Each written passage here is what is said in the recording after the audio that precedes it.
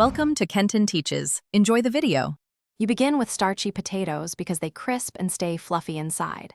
Once rinsed, cut uniform 6 mm sticks so cooking is even.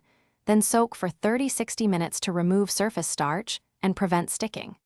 Make sure to dry the pieces completely. Moisture ruins oil temperature. Heat your oil to 180 degrees 190 degrees C, 350 degrees 375 degrees F. That precise range creates a golden. You perform a gentle first fry at 150 degrees C for about 4–5 minutes to cook the interior without browning. This step is why chips become fluffy inside. Once done, drain and spread on a tray to cool for 10–15 minutes. Cooling prevents steam from making them soggy. Make sure to raise the oil to 180 degrees 190 degrees C for the second fry. Then fry 2–3 minutes until golden and crisp. Quick and hot gives the best crunch. Finally, season right away so salt adheres.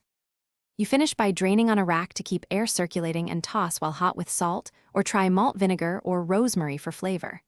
If chips turn out soggy, make sure you dried potatoes thoroughly, do not overcrowd the fryer, and increase oil temperature slightly. These fix moisture and heat loss.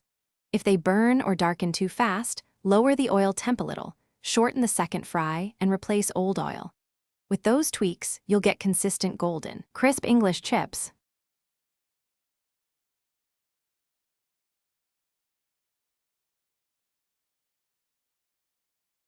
Thanks for watching. Please subscribe if this video was helpful.